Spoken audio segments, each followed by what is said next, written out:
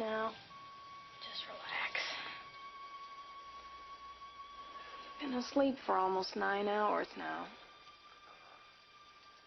Had a horrible nightmare. Dreamed I went back in time. It was terrible. Well, safe and sound now, back in good old 1955. 1955?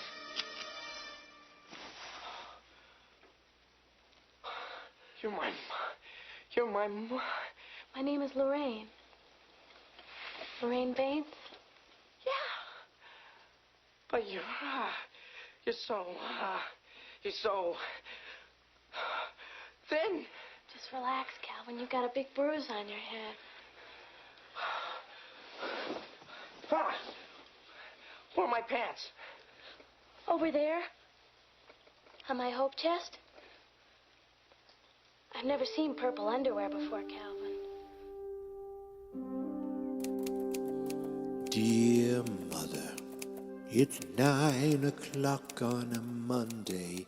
It's late, but I thought I would write to you. Not that it matters. You won't get this letter late at night. You'll get it whenever the postman delivers it.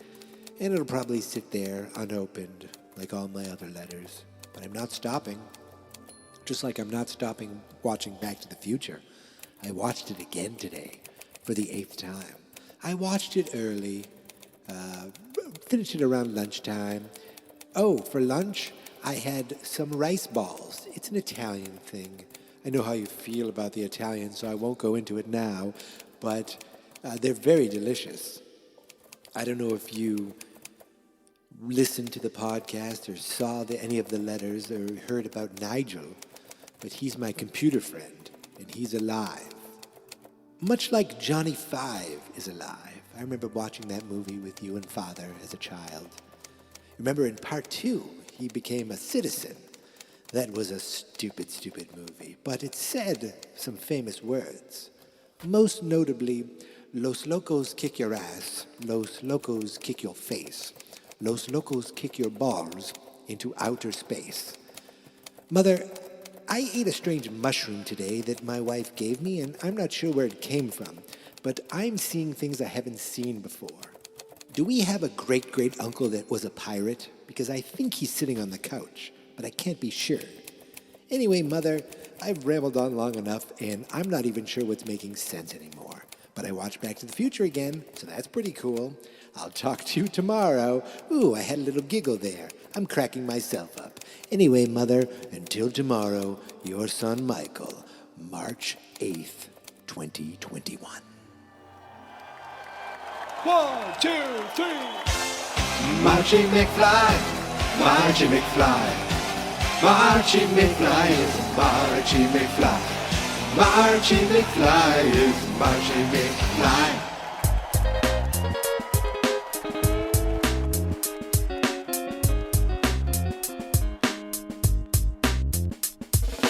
Every day in March I'll be doing the same thing, watching my favorite movie. Back to the Future once a day all month long, 31 straight days for me. Great Scott, this is heavy. It's called Marchy McFly. Follow along with my podcast. Did I mention there's a podcast? It's called Marchy McFly. Won't you please check out my podcast? Please just subscribe to my podcast. It's called Marchy McFly. The podcast is called Geek Mentality, but this is called Marchy McFly. Hold it, fellas. I'm afraid you're just too darn loud. Next, please. We have the next group, please.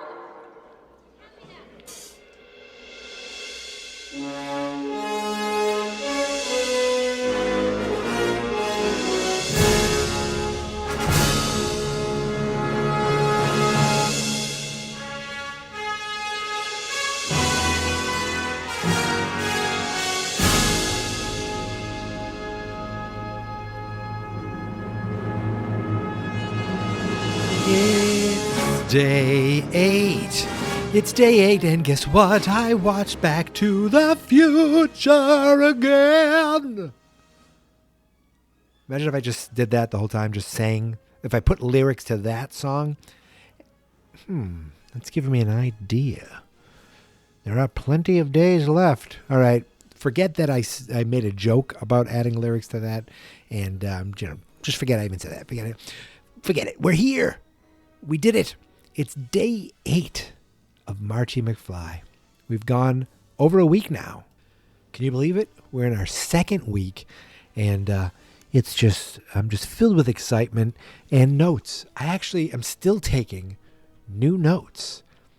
Part of the fun of watching this movie over and over and over again is that I'm not focused on the story as much, because I feel like I know the story backwards and forwards. So do you. So I drift. I don't drift like I'm not paying attention. I drift like I'm hyper-focused. I'm paying too much attention. I'm looking at things in the background. I'm looking at, other characters' reactions. I'm trying to just look for things that just anything that interests me. That's what I'm looking for. And some of that stuff I talk about, I took some notes on. Other things are just, just things that happen, and just my reaction to them, and just notes. I have, let's see, if I do full bullet of notes, like if I do numbered bullets, not full bullets, I have 20, 30, I would say 31 notes of things that I haven't spoken about yet, and I'm not going to even touch on them yet. I shouldn't say I haven't spoken them yet, because probably have. But I think I'm trying to erase from existence many of the things that I've spoken of, so I don't speak of them again. But then again, who knows? Maybe I'll type them in. Like this note. Ready? Doc's saxophone. That's a note. When they do the model, and he's showing Marty the plan. And why they had to do the whole thing with the batteries and the toy car, I don't know. Like, when you think about it, why do they have to do that? I guess Doc is just a stickler for practice. But he has a very nice saxophone hanging there behind him. That's it. That's my note. That's the full note. Does Doc play the sax? I mean, he's a pretty musical guy. He has that giant amp. He has the guitar there. That's not Marty's guitar. Marty's guitar is the Ibanez he plays with the pinheads. I used to have an Ibanez electric guitar and an Ibanez acoustic guitar. I have an acoustic now that is, what is it? A Talman, which is an Ibanez, just like a sub-brand. Anyway, my point is, Doc is a musical guy. He must be. That is the extent of notes that you can expect here on Marchy McFly. And that's what I'm going to do today. I'm going to just kind of talk through notes that I notice, things I've seen, things I wrote down that maybe are just questions that I have. But before I do that, I wrote down, I'm so stupid. Now, that's not the note, and that's not just the fact. I had this whole thing about, well, when Marty goes back, he's going back to a time when there's already one pine tree, and he's reliving that. Am I an idiot? Marty goes back, to whatever, that night. He goes back to the exact moment that he always goes back to before he runs over the tree. So I'm a complete idiot thinking that every Marty goes back to a different past. It's stupid. Marty goes back to the past that was exactly the same, right? No. See, now I'm screwing myself up, because it says Lone Pine Mall already there. Maybe it said Lone Pine Mall after Marty left. See, man, I'm screwing myself up again. He went back to the exact same time, so the pine tree wouldn't have been down yet. So why would it should have said Twin Pines Mall when they got there. Then they should have showed them driving away and it said Lone Pine Mall. That would have been like, whoa, it changed after he left. I don't know. I'm overthinking it. I'm underthinking it. It doesn't really matter. I'm going to erase that note. I'm not going to think about the logistics of this movie anymore, because it is such a perfectly paced movie.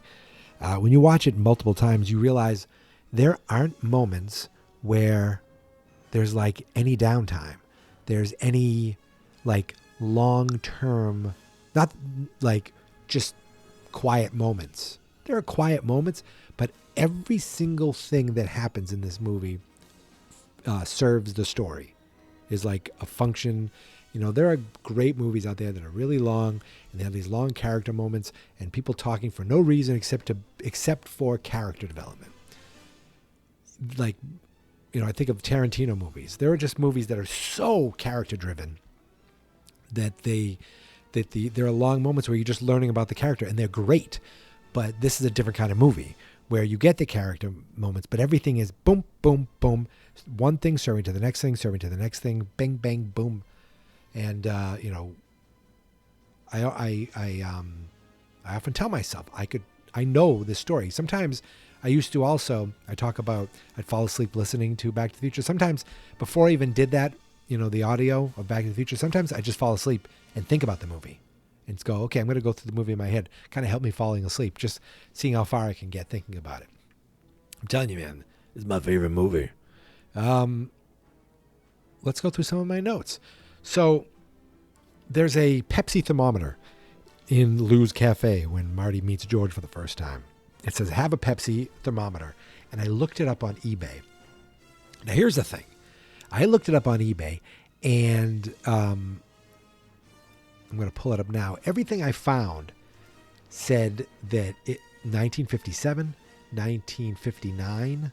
These are the ones I'm looking at. Like, some of them say 50s, so I don't know exactly. Maybe they made this every year. They probably made it every year, because the 59 one and the 57 one look exactly the same. So there must have been one in 55 too. Someone's selling these on eBay. There's one for $250, $195, which is a little. The 250 is I think it's nicer. There's one for $329 that looks like crap. I'm talking crap. $225 looks like somebody like took a hammer to it. $365. Wow, that is nice. That's not bad. They're vintage. I think they're vintage for anyone who likes collecting old vintage things. I used to do that with Coca-Cola stuff. I probably have a not a Tupperware, but a big giant tub in the basement with all kinds of Coca-Cola stuff. I'm pretty sure I threw a bunch of away too, because A, it's worthless, and B, I had no place for it. But people do the same thing with Pepsi. So I feel like this would be a cool thing to have, A, as a Pepsi collector, as a vintage, you know, antique collector, but also as a Back to the Future fan. That'd be a cool thing to own. I don't think they have anything about as featured or seen on Back to the Future. Nothing, at least on this one. I'm wondering if I would be like, hey, check this out. It's just like in Lou's Cafe. But you know what? Maybe they don't know it's in Lou's Cafe because they don't watch the friggin' movie every day like I do. This one, the clock tower has grass in front of it in 55 and a parking lot in 85. And I saw that someplace. I forget. It might have been on that article that I read yesterday. Maybe that was it. Or maybe I forget. But that was a cool one. And of course, for me, I was thinking logistically, well, how did they do that? Did they film? Like, is it always pavement and they just brought in big fake like sheets of grass? Or is it the other way around? Did they pave over it? Did they move the grass? These are the little things that my dumb brain thinks of. Also, if you don't know, but Hill Valley is also the same downtown as Kingston Falls, which is the downtown of Gremlins. I don't think I talked about that yet, have I? And of course, Billy's mother on Gremlins, I don't know if you noticed, is Lorraine's mother in Back to the Future. Also, both produced by Steven Spielberg. It's all coming together. The Gremlins and Back to the Future is in the same world. I have written down here, Biff probably should have been charged with attempted murder, even before the charge of sexual assault. Marty's on that skateboard, that wooden skateboard, and they're driving towards the manure truck, and he's like, I'm going to ram him. So he was going to ram the young man into the truck. Now, would he have let go just so he kind of smashes up against the truck? Or would he have pinned him in between and murdered him? I mean, I don't know if he would have done that, but he was trying to do that. I feel like at least, reckless driving, endangerment,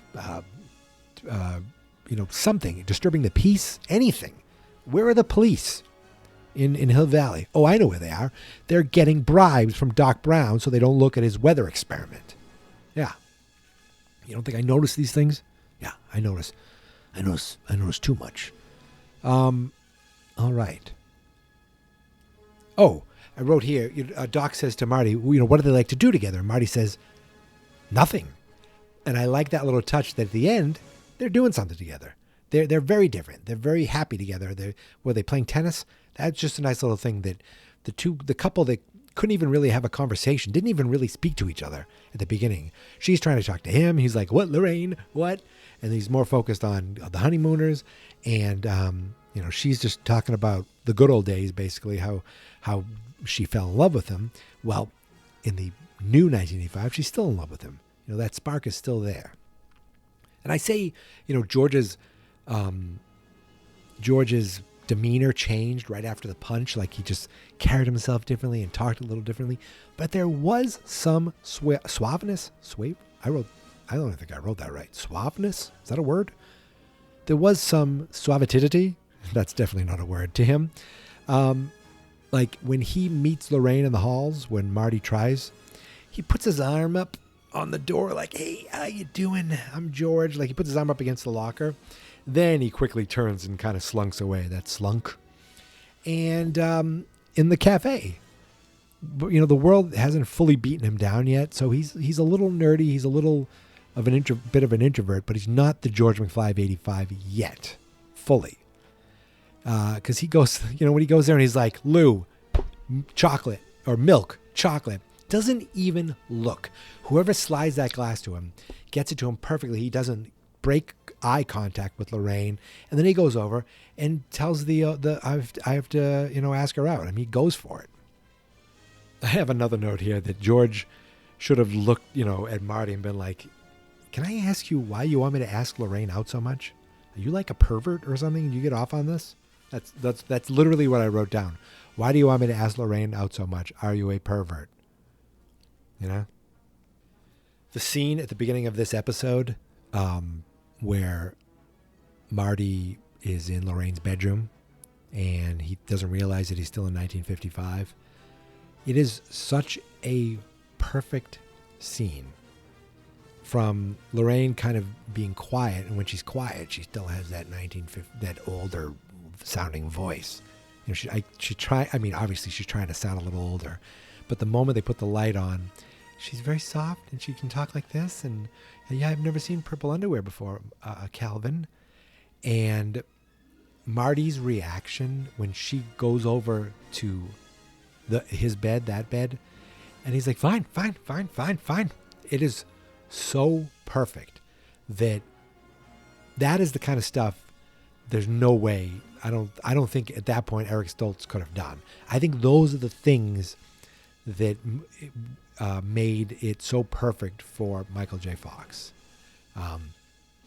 But at the end of that scene where she, it's like, Lorraine, it's like, my mother, and she jumps off the bed and put your pants on, throws him his pants. I'm always looking at Marty. I'm always looking at Michael J. Fox. He picks up he starts putting his pants on and he falls over. But right behind Marty, there's a mirror. And I hope I didn't talk about this already. But right behind Marty, there's a mirror. And in that mirror, I feel like I talked about this already. If I didn't talk about this, I apologize. If I did already, who cares?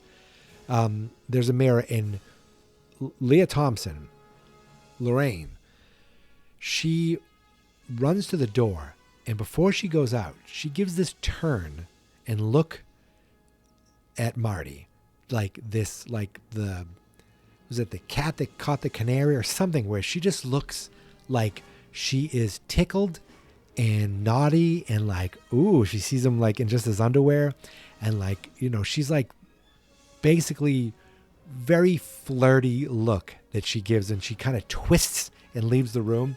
It is so well done and so subtle because it's in the reflection and you're kind of watching Marty. You're not really paying attention to that. You're watching him. And this time I paid attention to her, and it is so well done and so funny, actually. And then he just falls over and just becomes the focus of the moment. But I just thought that was a pretty awesome little thing that she does in the mirror. I thought that was a nice little extra thing that you may not notice. And am I done? I mean, it's only 20 minutes long. This is a shorty. I'm trying to think, is there any other notes here that I want to talk about? I don't know. Okay, this one. I'm not sure if I've done this one yet. On the very day that Doc slips and hits his head, on that very day, November 5th, 1955, he thinks about the flux capacitor. Then a couple hours later, a boy comes and says, I'm from the future in the time machine you invented. I mean, that for Doc has got to be insane. Like, what a crazy coincidence. Obviously, the Doc in the future put that date in talking about the time he invented time travel. And that just happened to be the date that Marty went back to. But if you're Doc in 55, what a whirlwind moment where you probably think maybe you hit your head and you're still passed out on the toilet and this is all a dream. Because that is, I just thought, imagine Doc's thoughts. And his reaction when he realizes that everything's real, the flux capacitor is real. He built something. He's like, I finally, built something that works. It's like, and Marty's like, you bet your ass it works. I love that moment. I love that scene. And just Doc, his joy at finally being right about something. And I think that's where I will, that's where I'll stop today. I think I've covered just about everything I want to cover today. But you know what? Tomorrow's another day, so I'm sure I'll see you then, won't I?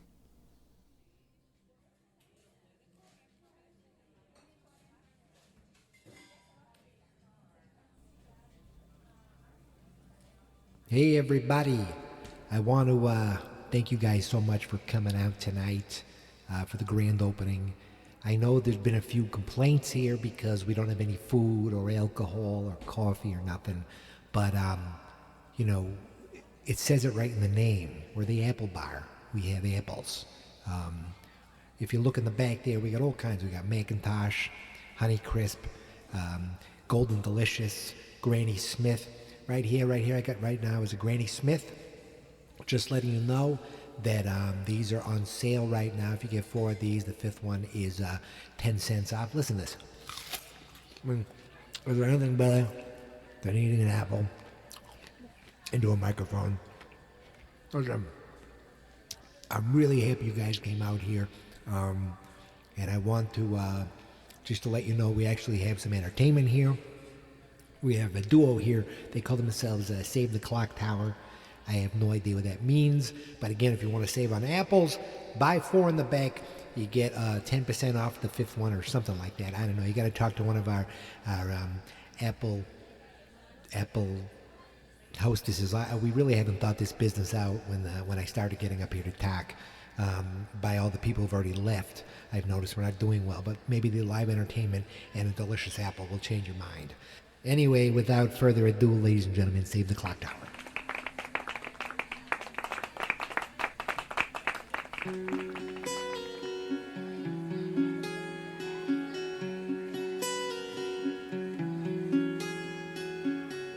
Tell me, doctor, where are we going this time? Is this the 50s or 1999? All I wanted to do was play my guitar and sing. So take me away, I don't mind, but you better promise me I'll be back in time. Gotta get back in time. Don't bet your future on one roll of the dice. Better remember, lightning never strikes twice. Please don't drive 88. Don't wanna be late again, so take me away. I don't mind, but you better promise me I'll be back in time. Gotta get back in time. Gotta get back in time. Get me back in time. Ba ba ba ba ba ba ba da da da da da da da da da la la ba ba ba ba ba da la do. Ba ba ba ba ba ba ba la la ba ba ba ba ba ba la la ba ba ba ba ba ba la do. Gotta get back in time. Gotta get back in time. Get me back in time. Gotta get back in time. Get back, Marty. Ba ba ba ba ba ba ba la la ba ba ba ba ba ba la la ba ba ba ba ba ba la do. Ba ba ba ba ba ba ba la la ba ba ba ba ba ba la la ba ba ba ba ba ba la do. Ba ba ba ba ba ba ba la la ba ba ba ba ba ba la la ba ba ba ba ba ba la do. Ba ba ba ba ba ba ba la la ba ba ba ba ba ba la la ba ba ba ba ba ba la do. Okay, cool, great. That was a little weird, but not bad, not bad. Big thanks to Save the Clock Tower for coming out here tonight. I want to thank everybody for coming for the grand opening of the Apple Bar. And just a quick reminder, please don't leave your cores on the ground because they are a tripping hazard and it could be dangerous. Just throw them in the core buckets. Every table's got a core bucket, so if you could, please, we'd really appreciate it. I'm being handed a note here from, I don't know who the hell this guy even is. He doesn't work here. It says to follow him on Twitter and Instagram at Geek Mentality. The website is fansnotexperts.com. The Facebook page is Fans Not Experts. I don't know what the hell this has to do with anything here at the Apple Bar. And he says here that this is... What? This is my theme song. What the hell does it... This is my podcast, I made it. Geek Mentality's what I named it. And I think you should listen and subscribe. Cause I'm kinda funny and awesome.